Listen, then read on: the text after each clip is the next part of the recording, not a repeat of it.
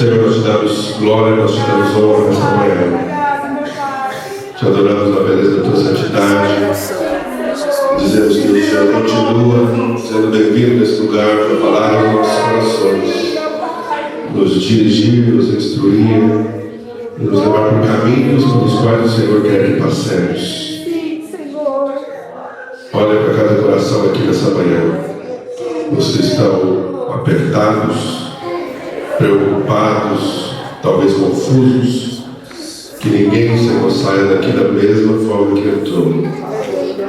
Não pela música que ouvimos, não por revermos os amigos, não pela palavra, não por eu como pregador, mas pela palavra que o Senhor tem para nós nesta manhã. Dirija, guarda e faz com que o teu povo receba a tua palavra com alegria e disposição para segui-la. Em nome de Jesus nós oramos. Amém. Amém. Você pode se sentar, aplauda o nome do Senhor.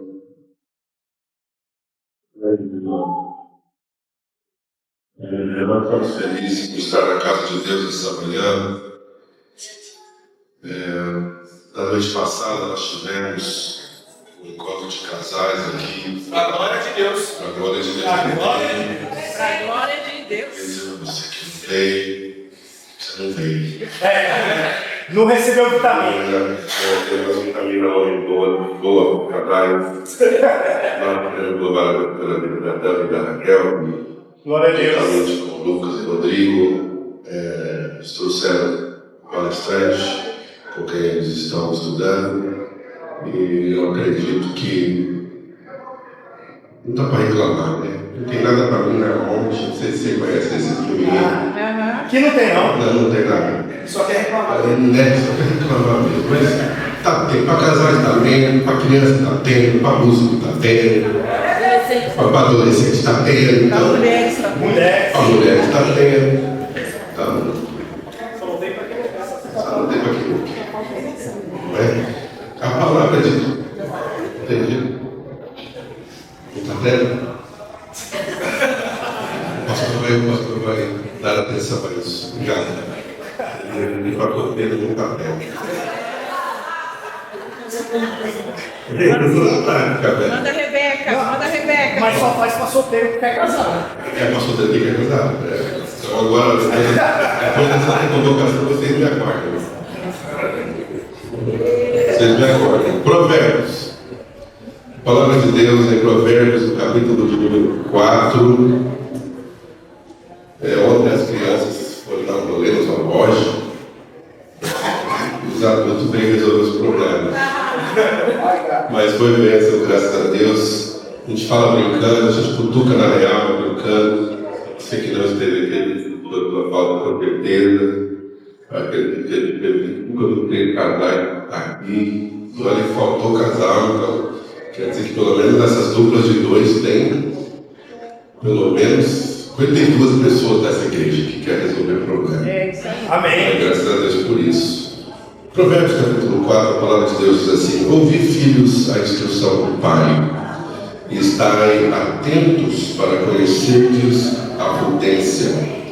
Pois dou-vos boa doutrina, não deixeis a minha lei. Versículos a 13. Porque eu era filho tenro na companhia de meu pai, e único diante de minha mãe.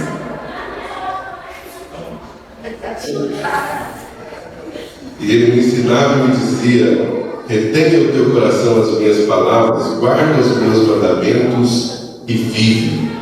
Adquire sabedoria, adquire inteligência, não te esqueças nem te apartes das palavras da minha boca. Não a abandones e ela te guardará, ama-a e ela te protegerá.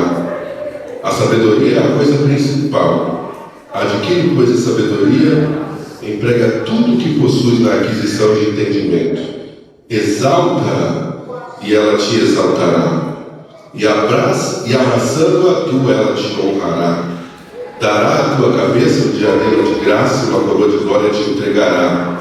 Ouve, filho meu, e aceita as minhas palavras, e se multiplicarão os anos da tua vida. Amém? Semana passada a gente começou a falar sobre o poder da comunicação, e nós trouxemos como contexto a construção da Torre de Babel. o que foi feito, qual era a motivação e como ela foi feita, até o ponto em que Deus decidiu intervir por conta da motivação. E a gente vai continuar falando sobre comunicação. Comunicar, falar, interagir, ouvir, sem contar as diversas formas de comunicação não verbais e talvez até não sonoras que existem, e a gente consegue entender bem e também se expressar bem. Mas veja só, eu não sei quantos de vocês já tentaram fazer algumas coisas na sorte. Vamos fazer que vai dar certo. Como quando você compra um automóvel, ele vem com um manual de instrução, qualquer tipo de aparelho eletrônico. Eu me lembro isso na época do negócio chamado VHS, não sei se tem gente que sabe o que é. O tempo está passando tão rápido e já foi o VHS, já foi o CD, já foi o DVD, já foi o Blu-ray. E agora é tudo online, né? Mas eu me lembro de que, às vezes, o crente não queria perder a novela. Alguns vão entender. E a irmã, eu vou falar a irmã, porque os irmãos não gostavam de novela. E a irmã, ela ouviu dizer que era possível programar o videocassete para gravar. E ela apanhava sozinha, e ela tentava descobrir todos os meios, chegava em casa, não tinha gravado a novela. E a última coisa que ela ia fazer era procurar um negócio chamado manual de instruções. Porque a gente é meio assim, a gente acha que dá para fazer sem ser instruído. E isso em todas as coisas. A gente talvez, por uma inclinação natural para algumas coisas, para algumas facilidades, a gente acha que é só chegar e fazer.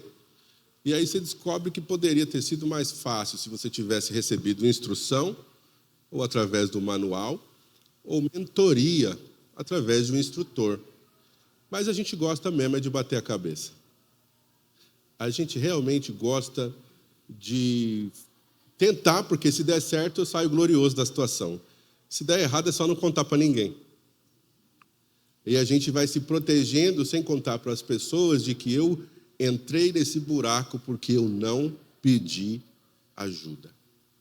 Algum orgulhoso aqui essa manhã? Depois de ontem não tem orgulhoso. Veja só, por que somos orgulhosos? Porque por algum motivo a gente acha que é humilhante pedir instrução. A gente acha que é humilhante falar, eu não sei. A gente acha que é humilhante se submeter a alguém cuja experiência esteja além da nossa. E especialmente nos tempos em que nós vivemos, o mundo, a internet está cheia de mentor. Quantos aqui tem mentores online? Ninguém levantou a mão. Então, no domingo você ouve o Enéas Francisco, mas na segunda você tem outro mentor, na terça você tem outro, na quarta você tem outro. E é uma feijoada espiritual que você anda comendo. Uma feijoada mal feita, porque a gente acredita que dá para ouvir tudo e receber de todo mundo. Mas você sabia que nem todo mundo pode ser o seu mentor? Uma vez eu tinha viajado para algum lugar e alguém falou para mim, o T.D. Jakes é o meu mentor. Aí eu perguntei, quantas vezes já encontrou o T.D. Jakes? Ele falou, nunca encontrei, eu estudo com ele online. E eu me preocupo quando alguém assume um mentor que não sabe que você existe. Porque, querendo ou não, por mais que seja importante as pessoas do outro lado, eu tenho 100 mil seguidores, 100 mil pessoas que me assistem online. Eu consigo dar um nome para cada um desses 100 mil? Eu não consigo. Então, é muito diferente essa questão de eu ouvir alguém com poder de influência e chamar essa pessoa de mentor, instrutor, professor, ou sei lá o quê. Então, é a caminhada em conjunto que nos permite aprender. Veja só, Jesus entendia o poder da multiplicação e da influência pelas palavras. Então, ele sai certo dia, depois que ele foi batizado no Rio Jordão por João Batista, ele começa o seu ministério terreno e ele vai procurar ouvidos comuns. E ele vai à beira da praia, ele vai à coletoria de impostos, ele diz, deixa tudo aí e me segue. Entenda o poder de alguém que fala para outra pessoa parar o que está fazendo e segui-la. Imagina se Jesus não tivesse condições de segurar aqueles homens ou a atenção daqueles homens enquanto ele ministrava a eles. Então, vocês comecem a me seguir agora que eu vou fazer de vocês pescadores de homens. Talvez o contexto para alguém que é pescador profissional, fala, como assim eu vou pescar homem agora? Que papo é esse? E Jesus começa a conversar com eles e ensinar o poder de pregar o evangelho e as boas novas. Só que Jesus não estabelece um canal no YouTube, não tinha nada. Ele falou assim, vamos trabalhar em conjunto, eu vou trabalhar e investir tudo que eu tenho em vocês 12. Eu vou compartilhar com a minha palavra. Mas o que é que fazia esses homens receberem as palavras de Jesus? O poder da audição. Mas não é só ouvir. Porque todos nós ouvimos. A gente está ouvindo o barulho dos adolescentes. Está chato. Pelo menos para mim. Só que eu estou entendendo? Eu sei que é um barulho que eu escuto. Mas eu só consigo discernir o que se fala quando eu dou atenção. Então há uma distinção entre escutar e ouvir. E eu preciso ser seletivo, focado, obcecado, se você quiser usar essa palavra, e intencional para entender o que alguém está dizendo. Então a pergunta é, você vem aqui todos os domingos e ouve a pregação que vocês criaram o hashtag Bálsamo. A pergunta é, você só está escutando porque você precisa cumprir na sua agenda que é crente e veio na igreja no domingo, ou você está ouvindo? Com ouvidos atentos àquilo que a Bíblia está nos dizendo para praticar. Porque se você não prestar atenção, você não vai conseguir praticar. Então, nós vamos aprendendo de diversas formas, através do que é dito, de como ouvimos. Nós ouvimos através da expressão de quem fala conosco. Nós lemos, a gente faz uma leitura de movimentos corporais, a linguagem corporal fala, o ambiente fala, e a gente precisa estar atentos aos detalhes. Então, Salomão vem aqui nessa conversa, ouvi, filhos, a instrução do pai, e estais atentos para conhecerdes a prudência. Ou seja, você deve estar ouvindo a instrução e atento para conhecer a prudência, ou seja, a habilidade de aplicar o conhecimento recebido de forma adequada. Então, há uma distância muito grande entre informação e conhecimento. Falamos sobre isso alguns dias atrás. A gente está sendo atacado por informação todos os dias. A informação voa muito mais rápido do que nas décadas passadas. Coisas que acontecem do outro lado do mundo, uma questão de segundos, chega aqui para o nosso conhecimento, está na palma da nossa mão. Mas a pergunta é o quanto é relevante as informações que eu estou recebendo. Então, eu preciso fazer uma distinção entre o que é relevante e o que é só informação. Então, a cada momento que você pega aí o seu telefone, o seu Instagram, o seu YouTube, você tem diante de si uma quantidade imensa de informação para receber. Mas a pergunta é o quanto dessa informação é relevante para o seu propósito. Porque se eu parar 1 hora ouvindo alguém cujas informações não me enriquecem, eu perdi 1 hora. E eu não estou para perder tempo. Você está para perder tempo? Mas eu disse para você semana passada, pega seu telefone, vai nas configurações e vai em tempo de uso e você vai descobrir o quanto você usou seu telefone e para que você usou seu telefone e que diferença fez essas 2 horas e meia, 3 horas ou 4 horas durante o dia que você passou com o telefone na mão. Então, nós precisamos perceber na palavra de Deus que a importância do ouvir é fundamental. A gente começou falando, semana passada até mencionamos Adão. E a gente sabe que Adão só se tornou o homem, a alma vivente, com sentido e propósito depois das suas conversas diárias com Deus.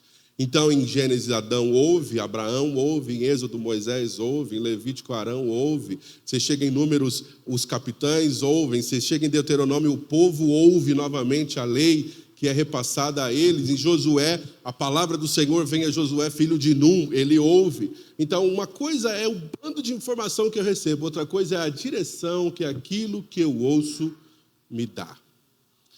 A gente sabe bem que as palavras têm poder de gerar e de criar um mundo na nossa cabeça, não tem? Quantos de vocês já ficaram desesperados com uma notícia que chegou, Ou o poder de uma notícia que ia chegar e você já desenhou a coisa antes da coisa estar acontecendo de fato. A gente tem, pelo poder das palavras e o poder da nossa imaginação somados, a gente consegue agigantar coisas pequenas e minimizar coisas gigantes. Ou seja, coisas grandes e complicadas aparecem e a gente fala, não é nada não. E coisas minúsculas que roubam o nosso tempo, a gente se preocupa e perde noites de sono. Então a gente não consegue, talvez, analisar adequadamente e a gente abraça a ansiedade como parte da nossa caminhada, bota na mochila e começa a viver o amanhã que ainda não chegou por conta de palavras que chegaram hoje. E essas palavras, elas têm o poder de aumentar, de magnificar as coisas que nós deveríamos sequer nos preocupar. Então ele está dizendo, ouvi, filhos, a instrução do Pai. Talvez você consiga parar por um instante nessa manhã e responder a algumas perguntas. Dentre elas, quais são as situações da sua caminhada que você só está repetindo e vivendo novamente porque você abandonou a instrução por algum motivo? A instrução até chegou, você diz, não é tão relevante assim, deixa que eu consigo fazer do meu jeito. A instrução tentou chegar, mas você disse, existem coisas mais importantes para eu ouvir nesse momento. Mas veja só, há um processo gradativo até que a informação relevante cruze nosso cérebro, desça para o nosso coração. Jesus diz assim lá em Apocalipse, eis que eu estou à porta e bato. Quem ouvir, o quê? Veja só. Ele diz, eu estou à porta e bato, aquele que ouvir a minha voz, fizer o quê? E abrir a porta, então eu entrarei, cearei com ele e ele comigo. Jesus dá um passo a passo, você ouve um chamado, você ouve um bater a porta, você ouve uma voz que te convida a receber Jesus para uma conversa. E você vai notar que o lance de sentar para comer na Bíblia é extremamente repetido. Você vai ver sentadas para refeições, jantares, manjares, almoços, repetidas vezes, porque o ser humano, para quem a Bíblia é direcionado, ele é um ser social. E o próprio Jesus não ignora o fato da necessidade de ser real, de sentarmos para comer, porque quando sentamos para comer, nós conversamos.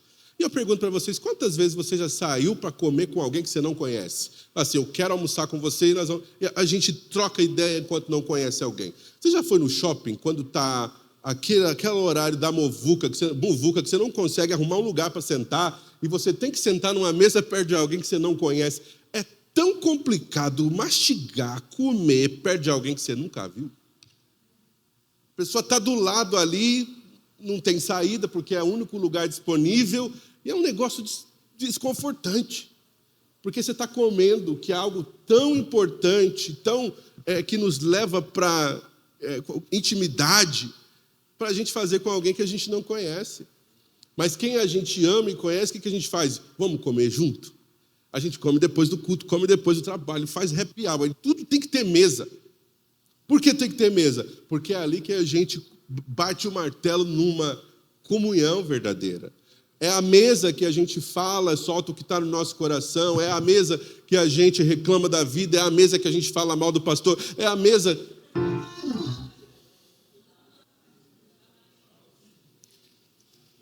É de qualquer outro pastor, não é do pastor da Monte.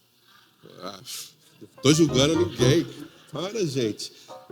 Mas tudo que a gente quer falar, a mesa é um lugar propício.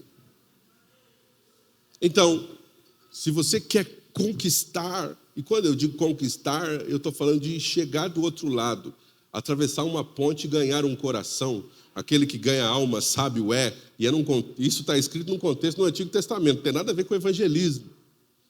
A gente ignora o poder das palavras. Então, o que a gente propõe para uma moça quando a gente quer iniciar uma relação? Posso te levar para jantar? Porque é ali que você vai começar a jogar Começa a jogar o quê? O chaveco. É ali que você tira dinheiro de onde não tem para pagar um almoço que você não paga para a mãe, mas para ela você vai pagar. Né? Você vai tirar dinheiro de onde não tem para sentar à mesa com alguém. E não somente isso. Se alguém que é extremamente famoso no mundo dos negócios dissesse: eu estou com a agenda aberta para você comer comigo em algum lugar, você ia tirar dinheiro de onde não tem para pagar um almoço para alguém extremamente inteligente na área dos negócios, porque você quer 1 hora com essa pessoa. Você quer aprender com essa pessoa, retirar ao máximo dela. E Jesus é quem vem com essa proposta. Jesus, ele não somente se oferece como o pão da vida, mas nas conversas com os seus discípulos, até quando os discípulos já estavam por aqui com a vida e com o ministério, tem um momento que Jesus chega na praia e os discípulos estão lá pescando, coisa e tal. Quando eles voltam, saem da praia, Jesus já preparou o peixe e o pão. Jesus está falando: eu sei que se a gente tiver comida aqui, vocês vão abrir esse coração e a gente vai lidar com essa frustração que vocês têm. Então é por isso que a gente dá um jeito de comer, de sentar para comer, porque além de comer, a gente conversa, a gente ouve, a gente fala. E o Pai nos faz essa proposta essa manhã, de conversar. E a oração é talvez a principal ferramenta através da qual a gente conversa com Deus.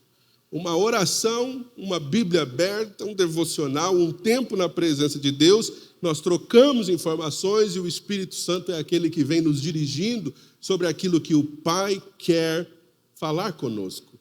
Mas para nós muitas vezes isso é desafiador porque a gente está evitando pessoas, até mesmo pessoas em quem a gente poderia confiar, com quem a gente pode contar, e aí fica difícil, a gente acredita que dá para carregar esse peso por mais 1 ano e vai ficar tudo bem. A gente não se abre, a gente não conta as nossas dores, a gente não conta o nosso lamento, a gente não aceita a repreensão, a gente não quer ser corrigido, e tudo isso está num pacote de comunicação. Então eu posso vir aqui e pregar e utilizar a pregação como uma ferramenta através da qual eu só vomito as minhas frustrações ministeriais da vida. Posso fazer isso ou não posso? E você pode estar aqui fingindo que está ouvindo. E vai embora e você fala assim: puxa vida, ainda bem que essa pregação acabou e glória a Deus. Continuo crente e está tudo certo. Outras vezes a gente utiliza de outras linguagens para fingir que está comunicando. Então eu venho e eu canto, eu venho e toco, as palavras da música já estão lá, acabou, eu não preciso expressar nada meu. Eu uso inclusive música de outra pessoa. E aí eu celebro a Deus com a letra que outra pessoa escreveu, eu desço e está tudo bem, comuniquei, fiz a minha parte. Mas isso não é conversa. Semana passada eu perguntei para vocês: quantos de vocês chegam no emprego, você acabou de ser contratado e você vai começar a fazer o trabalho sem antes sentar, para entender do que se trata o seu trabalho, a empresa faz o quê e de onde vem essa empresa. Então ninguém chega do nada e começa a fazer. Por quê? Instrução, manual, são fundamentais. Então você tem ideia do quanto você não sabe sobre si mesmo só por não ler o manual acerca da sua própria existência? Quantas vezes você se frustrou consigo mesmo porque o que te disseram você não confrontou com o que está escrito? E aí fica difícil quando alguém coloca... Eu vou falar contra a minha categoria. Quantas vezes você dá atenção demais para um pastor, mas não se certifica de que o que ele está dizendo está escrito? Aí fica fácil para você ser enganado, porque ele está dizendo uma coisa que não está escrito na palavra.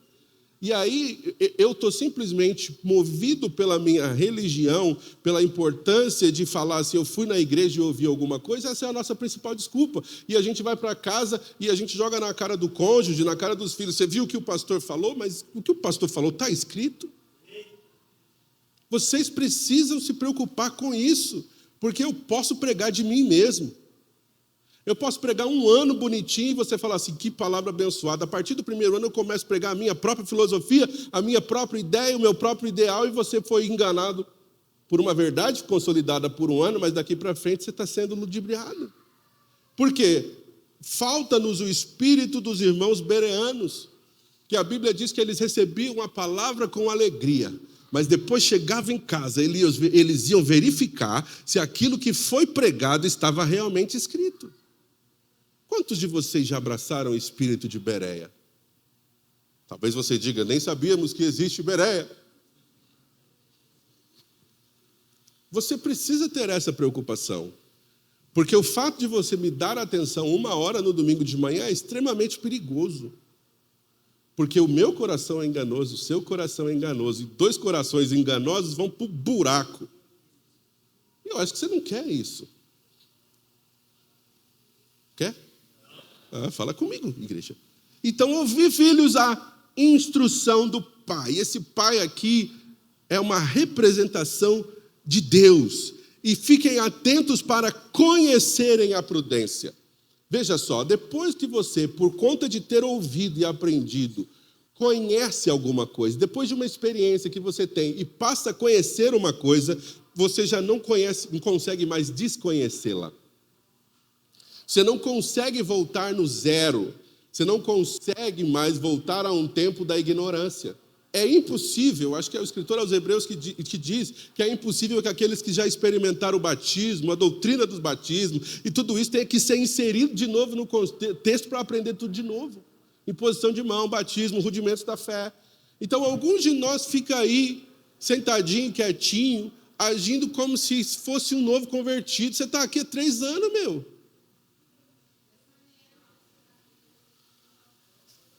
Você está aqui há 3 anos e o que você aprendeu, você aprendeu. Não vem dizer para mim, pastor, foi um acidente, voltei a ser, voltei a fazer, voltei a falar, porque ninguém me instruiu. Isso é mentira. Vocês estão sem sorriso agora. Até agora estava tudo bem no culto, para a glória de Deus, ofertando para a glória de Deus, cantando para a glória de Deus. Mas, estão ouvindo, eu entendi, mas põe um sorriso no rosto aí, porque você está com fogo no olho, assim. Mas essa é a palavra de Deus essa manhã. Você não pode fingir que não sabe. Depois que eu sei. Depois que eu conheci. Não tem como voltar atrás e falar assim, eu não sei, eu não... Você sabe. Você conhece. Você ouviu e você não pode se tornar uma testemunha mentirosa. Então, veja o que está dizendo aqui, ó. Para conhecerdes a prudência. Depois que você se torna um conhecedor da prudência, você só vive imprudentemente por escolha. Ou por um espírito aventureiro de experimentar algo diferente, só por conta da sensação. Tipo, quem aqui gosta desses brinquedos doidos? Tipo, bungee jump? Alguém? Quem são os 10%? Sempre tem uns, né? Saltar de paraquedas. Tem vontade. O que mais que tem de coisa doida aí que a galera faz? Asa delta. Gente, vocês são doidos. Eu sei que aquilo ali existe um percentual altíssimo de que dá certo. O problema é esse aí, porque eu conhecendo como eu me conheço, eu sei que eu vou estar sempre naquele percentual que vai dar ruim. E eu falo isso porque assim, eu sou um cara Caxias, meu. E tipo assim, o dia que eu falo, tô saindo sem documento, é o dia que a polícia fala, e aí, mano, para aí. Comigo, pode estar tudo certinho. O dia que eu tô errado, a polícia me para. Então, é pesado. Então, logo por isso que você jamais vai ouvir falar, pastor Enéas voou de asa delta. Eu tiro foto sua, indo e voltando, em nome de Jesus. São e salvo, mas eu não entro numa, eu não me penduro em lugar nenhum, porque eu gosto de segurança, eu tenho certeza do que está acontecendo aqui. Vocês que são das artes marciais, vocês gostam de apanhar, e falam que está aprendendo a bater, mas vocês preferem apanhar primeiro. Também não entro nessa. Não dou chance para nada, porque sem eu dar chance, a vida já me bate de montão.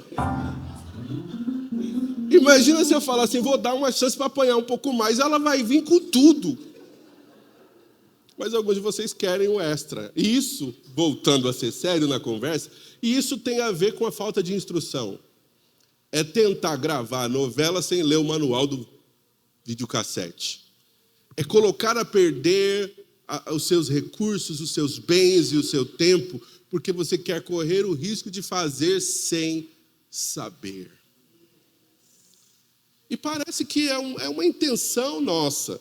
Porque a gente faz sem saber, na maioria das vezes, porque não quer saber. Porque o orgulho vem lá de trás dizendo, você não precisa de ninguém, você não precisa dar satisfação da sua vida para ninguém, você não precisa perguntar para ninguém como é que faz, você não precisa de entendimento, você só precisa ir lá e fazer. Veja só, quando a gente se consolida como alguém que é mestre em alguma coisa, você não somente sabe fazer bem feito, mas você sabe por que é feito. Então não me adianta você ter resultados e todos os resultados vir pela sorte. Chega uma hora que os resultados precisam ser expressos por conta do que eu sei, do que eu conheço. E é por isso que você pega homens como os grandes jogadores de basquete, que enquanto todo mundo vai dormir, eles lançam 1000 bolas à cesta. 2000 bolas à cesta antes de ir para casa. Por quê? Porque ele precisa conhecer as suas distâncias, ele precisa entender o peso da bola, ele precisa saber qual é o movimento do braço, do cotovelo dele, ele precisa saber tudo, porque na hora que estiver fervendo, ele não precisa da sorte, ele conhece o caminho.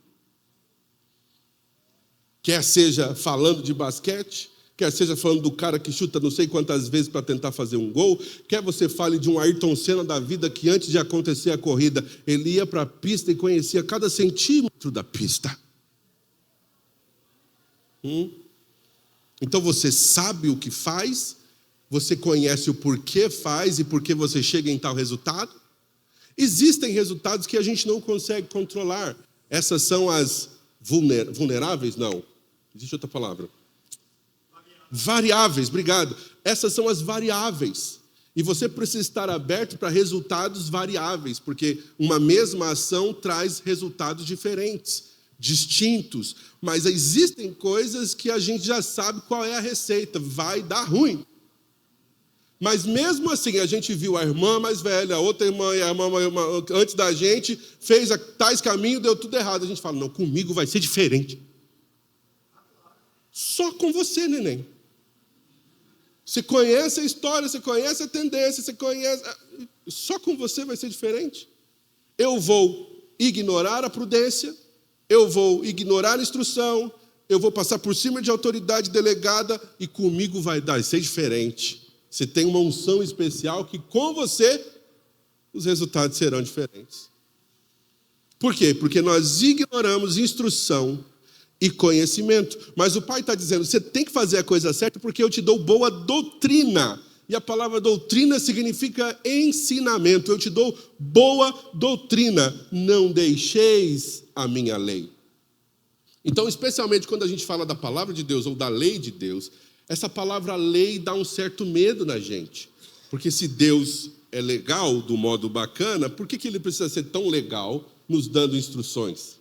Por que ele precisa ser tão legal nos dando os mandamentos? Por que ele tem que ser tão legal na terminologia jurídica a ponto da gente ter que fazer as coisas desse jeito?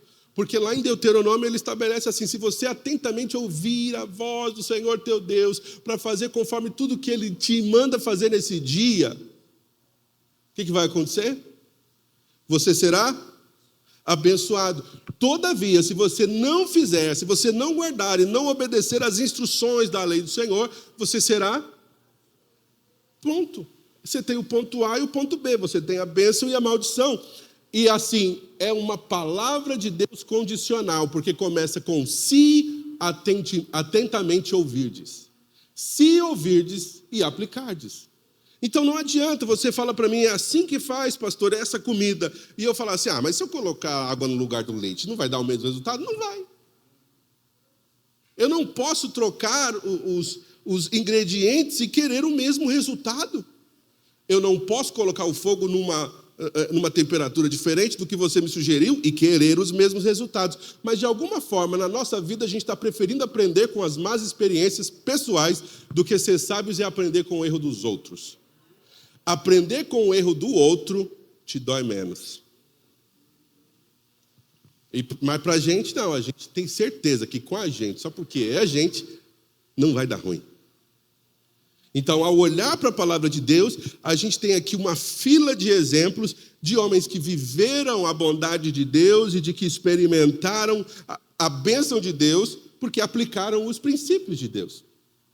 Mas se eu não aplico os princípios, logo eu não tenho os mesmos resultados. Então, quando eu ouço a palavra princípios, o que você entende por princípio? Alguém grita aí, o que é princípio? Quero respostas. Princípio é fundamento. Princípio vem primeiro. Então, as coisas principais, ou as coisas de princípio, elas começam primeiro. Então, não dá para você colocar as coisas principais por último. Por último é a cereja. A gente quer começar pela cereja. A gente quer inverter, a gente quer definir uma casa bonita sem antes olhar para a necessidade de fundação. Então, uma casa, por mais linda que seja, se ela não tiver fundação, alicerce, você não tem como mostrar a beleza dela por muito tempo. Então, só que alicerce, fundamento, fundação, essas coisas são as coisas internas, inerentes à nossa construção, que as pessoas não veem. Então, a gente bate a cabeça várias vezes e chega uma hora que a gente tem que falar, peraí, já apanhei demais da vida. E eu não posso mais culpar meu pai, não posso mais culpar meu avô, porque alguns de nós ainda estão nessa, né? Olha só a família onde eu nasci na ZL, sou quebrado, sou pobre, isso e aquilo. E a gente não consegue reverter nada porque está sempre procurando alguém para culpar. Mas não está disposto a criar fundamento, não está disposto a trabalhar naquilo que é imperceptível, porque ninguém quer trabalhar em fundamento, porque fundamento é algo que não se mostra. Fundamento é algo que não é visível. Então não tem ninguém que trabalhe em fundamentos e vamos deixar esse alicerce bem bonito. Eu pergunto, para que é um alicerce bonito? Você quer um alicerce bonito ou um alicerce firme? A fé nos diz o quê? A Bíblia nos diz o quê sobre a fé? Que a fé é o firme fundamento, é aquilo que é imperceptível, é invisível, ninguém vê, mas está ali. É a mesma coisa a maturidade e a prudência. Quando você vê alguém prudente dizendo, eu não vou por aquele caminho, não tente ir. Porque não vai ser diferente só com você. Quando você vê alguém vivendo a sua vida, sonhando em se tornar milionário, e tudo que ele faz é pôr o leite das crianças para ganhar um dinheiro na loteria, quem faz isso é prudente? Eu posso falar para você, não faz isso porque é pecado. Mas por que é pecado? Vamos para o porquê. Por que é pecado? Porque eu estou destruindo o fundamento. Eu estou colocando ou deixando à sorte o meu futuro. E aí eu não tenho fundamento, eu só estou colocando lá 5 conto, 10 conto. O que é 5 conto? O que é 5 conto? 5 conto não é nada, mas 5 conto, 5 conto, 5 conto já são 15. 5 conto, 5 conto, 5 conto, 5 conto, 5 conto já são 25. Mais 5 conto, 30. Já não veio para a igreja por uma razão. Ou já não foi trabalhar por outra, ou está reclamando que está sem meia. Peraí, você está colocando a fé num negócio que é muito improvável de acontecer. Agora, se você trabalhar, que é o que a gente já não quer. E aí a gente fala que deseja e precisa que Deus nos prospere, mas a pergunta é, você sabe quantas pessoas saíram dos BBBs da vida e se tornaram milionários na loteria? Para 2 ou 3 anos depois eles voltarem para a estaca zero? Por que eles voltam para a estaca zero? Porque não tem alicerce. É muito dinheiro repentino, sem saber o que fazer com ele. E eu me pergunto, como é possível? E não é só nisso que a gente erra. A gente procura alguém, eu costumo dizer que eu prefiro andar com pessoas de cabelo branco. Tem gente que não tem. Mas quando eu digo isso é porque os meus amigos mais próximos é gente que já viveu muito além de mim. Porque eu não posso depender da prudência ou da experiência de alguém que viveu menos de mim. Na verdade, a gente vai ficar trocando figurinha. E quando eu digo cabelos brancos, eu estou falando de... Você vai entender o que eu estou dizendo. Vou usar os exemplos daqui. Eu estou falando de faixa preta. Por que eu preciso de faixa preta? Porque o meu objetivo é chegar lá. E eu não posso pedir ajuda para alguém que está na amarela. Desculpa você falar besteira, hein? Eu não posso. Oi? Então, mas ela tem que andar com alguém que está avançando. Agora, pensa comigo, eu não posso ficar numa caminhada dependente de alguém que não percorreu o trecho que eu estou querendo chegar. E aí está rolando isso, eu vou ter que bater nessa tecla de novo. Tu é casado e nunca vem falar com o pastor sobre os problemas do casamento. Você procura um irmão solteiro para falar dos seus B.O. que ele tem para te informar.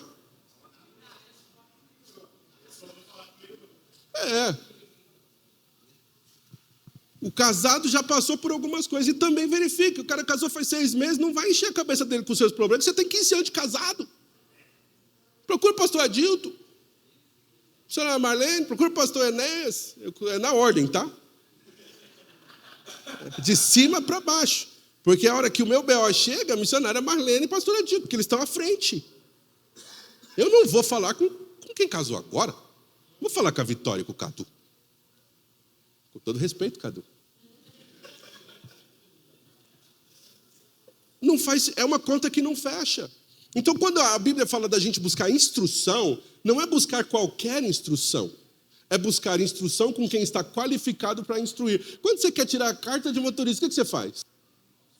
E na autoescola você se encontra com quem? O instrutor faz o que por você? E você fala, mas eu já sei dirigir. Porque meu pai me ensinou, eu tinha 14 anos de idade. Alguém aí? E o que ele vai falar para você? Estou nem aí. Você vai dirigir do jeito que eu estou falando. Porque no dia do teste vai ser do jeito que eu estou ensinando, não do jeito que seu pai ensinou. Então, alguns de nós, o nosso pai foi tudo para a gente, só que nosso pai não era instrutor de CFC. Ele era tudo, menos instrutor de CFC. Logo, ele queria que a gente pilotasse para falar para os amigos, meu moleque já está dirigindo. Tudo errado, mas está dirigindo. Mas como assim tudo errado? Não é sair com o carro daqui e chegar lá? Mas existe um padrão de como as coisas devem ser. E a gente começa a fazer, e desde que a gente tem um resultado positivo, a gente abre mão dos padrões.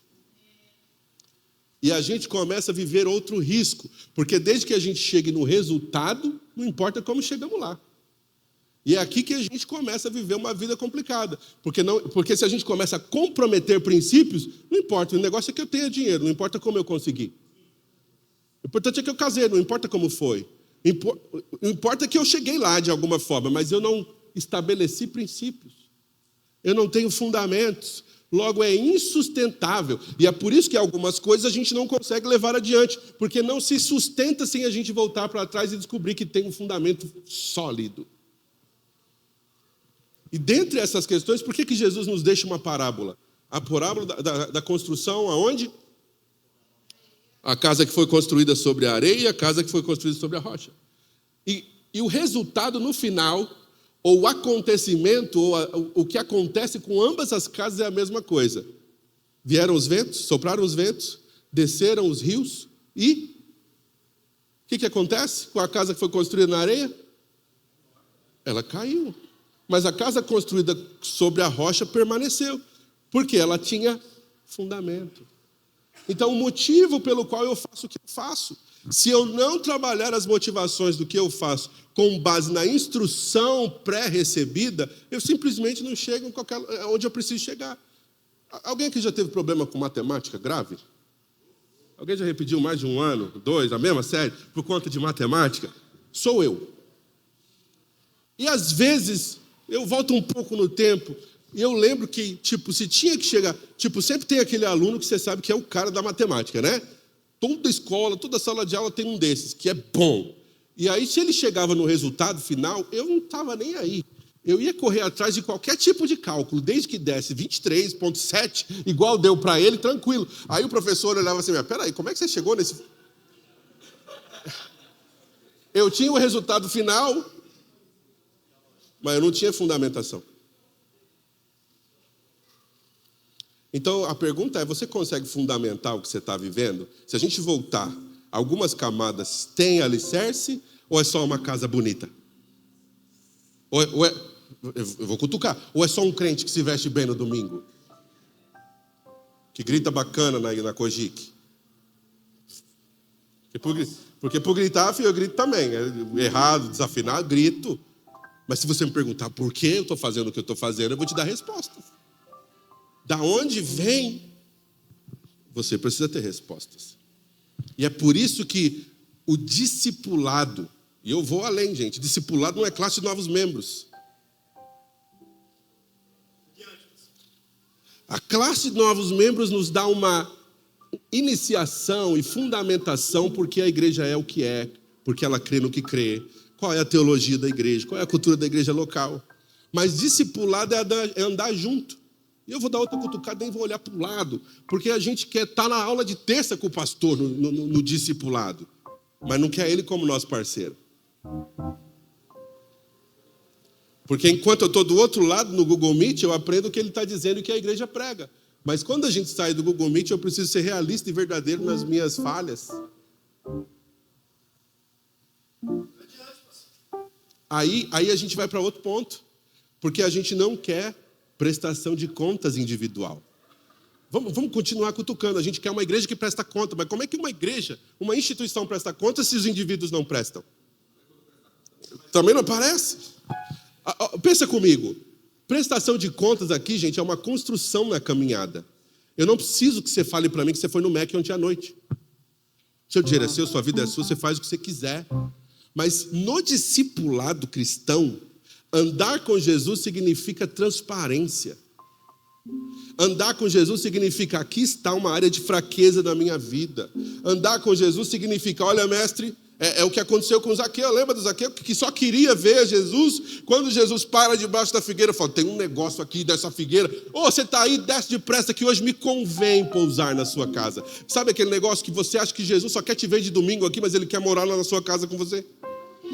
Você acha que ele só precisa de você no domingo de manhã, mas ele quer saber o que tem debaixo do tapete? Quando a gente recebe alguém de forma inconveniente, a gente não tem tempo para jogar nada para debaixo do tapete. E é o Jesus inconveniente que a gente não quer. Quando Jesus empodera, capacita alguém para te ensinar e te discipular, e essa pessoa começa a fazer perguntas difíceis para você, é Jesus te dizendo, eu vim para ser inconveniente.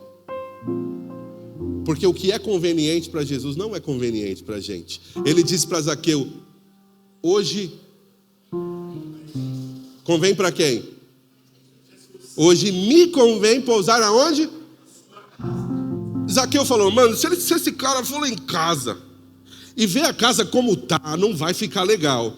Então eu já vou começar a arrancar as coisas de debaixo do tapete agora. Jesus, o lance é o seguinte, se eu defraudei alguém, se eu roubei alguma coisa de alguém, eu estou disposto a devolver 4 vezes mais. Jesus falou, beleza, mas ainda vamos na sua casa, ainda vou dormir lá. Isso é só a ponta do iceberg, a gente não sabe do resto da história de Zaqueu, mas ele precisa começar a arrancar o tapete. Porque não dá para jogar as coisas para debaixo. Se de repente acabou o culto, a gente vai embora, às 2h30 eu te ligo, eu estou indo aí na sua casa. Gente, eu sei como é que é, porque na minha casa é assim. Do nada. Você vê, na minha casa, de vez em quando, uma pessoa chamada Lorena, se ela me vê varrendo a casa, ela fala, papai, alguém vai vir aqui?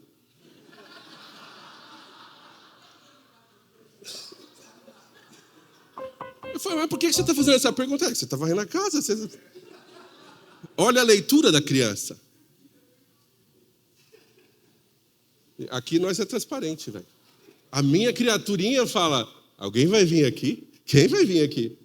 Aí você fala, não, ninguém vai vir aqui. Ela fala, mas por que você vai varrendo a casa? Cria-se uma ideia de que a gente só arruma a casa. E é o que Jesus trava na vida de Zaqueu. Ele falou, hoje me convém pousar na sua casa. Pode começar a falar do que está guardado aí nas gavetas do seu coração, mas a gente vai chegar lá. Então, se eu te ligar 2h30, estou passando aí, Cassiano. Gente, vira um turbilhão, porque alguém está chegando na nossa casa repentinamente. E a gente não quer que vejam a nossa casa na condição na qual nós estamos habituados a vê-la. Porque para nós é confortável. Aqui está sempre assim, é do jeito que está. Se chegar alguém, a gente dá um jeito, coloca as coisas onde? Debaixo do tapete. Lá em casa tem tapete, da sua tem tapete? Mas ontem uma certa polícia saiu com as crianças para o zoológico. Ele falou assim, dá um jeito nesse tapete. Quando ela chegou, eu já tinha aspirado o tapete. E quando você aspira, você não joga nada para baixo. Você tira de cima para baixo, de tudo que tiver ao redor, porque aquele vento vai sugar. Então, ao andarmos com Jesus, uma vida discipulado verdadeira vai requerer que você encontre um crente mais crente que você. E Jesus está falando isso de novo para nós. E eu vou falar para você, não tem que ser o Enéas Francisco. Tem um crente, mas crente que você aí na sua fileira, com quem você precisa andar junto. E não só para comer, bater papo, jogar a conversa fora e falar mal de qualquer situação que a gente... Ou do seu time de futebol, porque do pastor você não fala mal. Ou do seu time de futebol, ou de sei lá o quê. Mas se não tiver troca de informações, o discipulado não é verdadeiro. Se não tiver investimento na comunicação através de uma troca para a construção de um alicerce sólido, a gente está vivendo no automático. E a gente não pode viver a vida cristã no automático. Algumas coisas você vai fazer automaticamente. Sabe quando aquele trampo nos enche? Você está naquele serviço há muito tempo, você fala, eu estou aqui e eu estou vivendo um dia de cada vez, e eu estou repetindo as coisas, eu faço só porque eu já sei fazer. E vai ficando pior com um tempo que vai passando, 1 ano de emprego, 2, 3, 4, 5, 6, 7. Nada de novo acontece porque eu sei como fazer. Eu conheço o meu discurso com o cliente ao telefone. Eu sei como tudo é feito. E você fala, eu quero novidade. Mas para novidade você vai precisar de uma nova fundamentação. Você vai precisar de novos conhecimentos. Você vai precisar de se solidificar. Porque quando começarem a perguntar por quê, vai chegar um porquê que você vai travar. E você tem que continuar indo até o último. E a minha pergunta para você nessa manhã: se o pai está dando instrução, você está escutando ou você está ouvindo? Quando atentamente, ou se atentamente ouvirdes. Se é uma condicional que ele joga no seu colo. Se você ouvir e aplicar, os resultados são esses. Se você ouvir e não aplicar, os resultados são aqueles. Que tipo de resultado você está tendo? Esses resultados são por conta do que você faz com a informação que você recebe. E isso em todas as áreas da vida. Alguém pode te falar, toma $100. Alguém gostaria?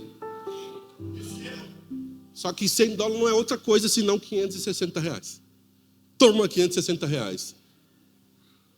Aí você para e fala, eu recebo, mas e se a pessoa não avançar na conversa e ela não te der uma instrução, você ainda não sabe se é seu, se ela quer que você doe para alguém. Você não sabe de nada, porque instrução é tudo. O que mais? Você tem que desenvolver uma fome pelo que vem depois. A Bíblia tem um relato, e eu já vou terminar, que Jesus prega uma longa pregação. Está cansativo para o povo. E aí, ele acaba, o povo vai embora depois de muito tempo, e os discípulos estão ali ao redor dele. Jesus pergunta, porque foi bem suave a pregação, foi balsâmica. Jesus falou assim, vocês não querem ir embora também, não? Pode ir. Aí a resposta dos discípulos foi, para onde iremos nós? Se só tu tens a palavra da vida eterna.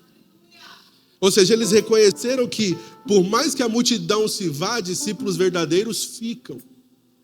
Em outra situação, os discípulos estão ali aos pés de Jesus, e Jesus fala assim, mas por que o Senhor fala ou prega para esse povo em parábolas? E Jesus responde, eu prego ou ensino em parábolas, para que eles ouvindo, escutando não ouçam, e ouvindo não entendam. Não entendi, como é que você prega uma coisa para o povo não entender? Jesus está dizendo, verdadeiros discípulos ficam depois do cultão de domingo. Jesus está dizendo assim, eu falo desse jeito e ensino desse jeito, porque a vós é dado conhecer os mistérios do reino dos céus, mas a ele não é dado. Então qual é a distinção? Como eu entro no grupo daqueles que recebem instrução, ou que recebem os mistérios do reino, e como eu fico no grupo daqueles que acaba o culto e eu quero ir embora? Eu preciso desejar mais do que uma pregação bonita. Eu preciso desejar mais de um culto no qual a galera chorou e o Espírito Santo tomou conta. Eu preciso saber como é que eu lido com essa informação extra que eu recebi. Eu preciso ir embora para minha casa e eu preciso consolidar de tal forma o meu fundamento, porque a expectativa de Jesus não é que eu esteja ao redor de alguém o tempo todo, mas por conta dele em mim, ele quer que daqui a pouco pessoas estejam ao meu redor. Porque nós somos sal da terra e luz do mundo. Então uma coisa é a igreja como instituição, que todo mundo vem para cá e se reúne num culto para ouvir um homem para pregar. Mas você tem noção de que quando esse culto acaba, é um monte de Monte Calvário espalhado pela Zona Leste, ao redor dos quais o Espírito Santo está dizendo: eu quero agrupar um grupo novo de pessoas para se tornarem discípulos também. E mais tarde, como acontece em 2 Timóteo 2:2, aquilo que de mim você ouviu, o que você recebeu de mim, confia-o a homens fiéis, para que por sua vez também possam compartilhar a outros. Ou seja, a esperança ou a expectativa de Cristo não é que o Enéas Francisco seja a única voz dessa casa. A esperança do Espírito Santo é que aqui nesse lugar discípulos verdadeiros brotem, cresçam, sejam capacitados e carreguem a glória de Deus por onde quer que forem. Coloque-se de pé, por favor. Então qual é, e vamos ser mais incisivo, qual é o seu meio de produtividade? Qual é o seu meio de conexão? Onde é que Jesus pode usar você fora do contexto igreja? E eu vou terminar isso aqui cutucando. Você é um professor? Eles conseguem ver Jesus em você? Porque fica fácil. Vamos lá na minha igreja, mas espera aí. Vai chegar um momento em que a expectativa de Jesus é que você seja. Não é vamos lá, é que seja aqui. Venha o teu reino aqui. É na academia? Na escola de karatê? É no salão de beleza? Em todos esses ambientes você fala e ouve. Você fala e você ouve. O nível de atenção que estiver sendo mais recebido é o nível em que Jesus é visto naquele lugar. Então, quando você fala no salão de beleza, as pessoas sabem que é Jesus falando através de você? Ou você é só mais um cliente que entra, tem a unha feita e vai embora? Quando te derem a chance para falar, quem vai aparecer? Você ou Jesus que habita em você?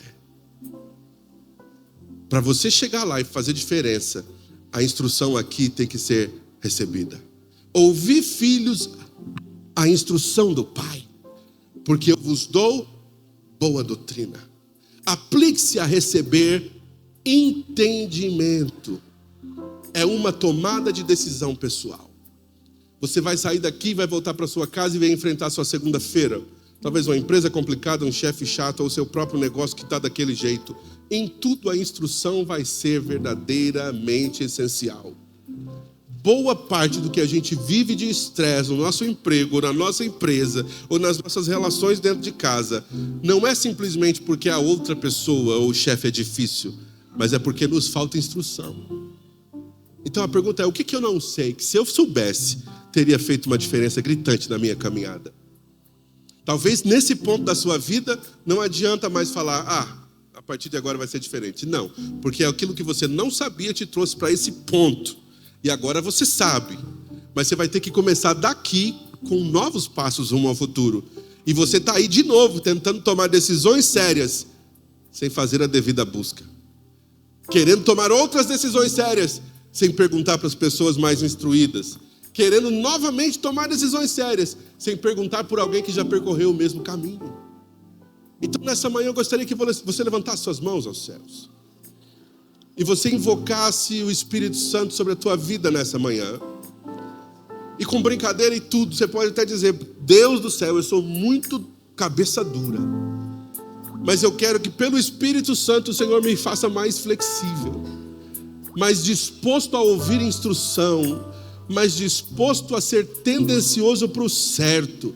A procurar pessoas que já viveram tais experiências. A não abrir mão da sabedoria e do entendimento, porque eu estou cansado de tomar decisões por mim mesmo, sozinho, acreditando que eu vou acertar em cheio.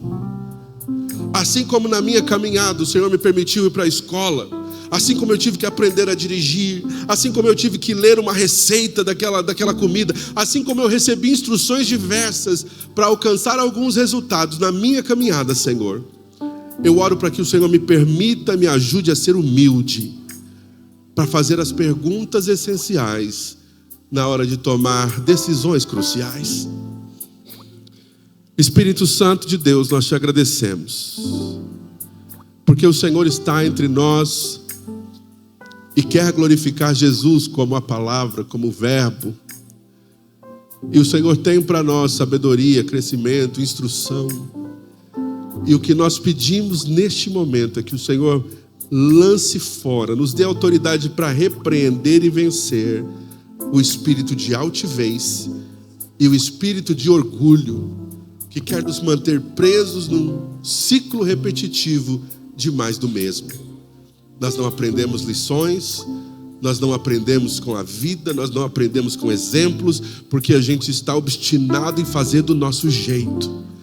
Mas quer seja no negócio lá, Senhor, do meu irmão, da minha irmã, quer seja nas relações pessoais, quer seja com os valores que eles têm nas contas, quer seja, Senhor, com uma tomada séria de decisão em relação ao trabalho na igreja. Em nome de Jesus eu oro para que o orgulho seja esmagado, que ele abra espaço para um coração disposto a aprender, que ele abra espaço para um coração que tenha coragem de dizer: eu não sei como lidar com isso, eu não sei como tomar essa decisão, mas eu quero a decisão certa. Eu quero o que Deus tem para mim, eu quero viver uma vida abundante e plena, mas para isso eu preciso de instrução, conhecimento, sabedoria e entendimento. E isso não vem do nada, vem de conexões importantes, de conhecer pessoas que também colocaram o orgulho de lado e disseram: eu não sei, quero aprender. Em nome de Jesus, Senhor, nos ajude, porque aqui nós somos dependentes de Ti. Essa igreja não vai para lugar nenhum sem a Tua graça, sem a Tua experiência, sem a Tua humildade. Essa igreja e cada membro dela não pode avançar em nenhuma área da vida se a Tua humildade não fizer parte da nossa existência. Portanto, nós nos humilhamos debaixo da Tua potente mão e oramos para que o Teu Espírito nos ajude a discernir com quem devemos compartilhar nossas dores, nossas tomadas de decisões, os erros que cometemos. Nós não queremos só avançar carregando o peso do passado, de decisões erradas e de incapacidade de aprender. Senhor, as informações desse mundo, inclusive as informações de igreja, nos bombardeiam todos os dias. Mas nós não queremos, Senhor, estar aqui e acolá, ouvindo isso e aquilo, porque o que o Senhor diz para essa igreja local hoje, talvez não seja a mesma coisa que o Senhor vai dizer para a igreja local vizinha. Mas nós precisamos abraçar o que o Senhor diz agora para nós.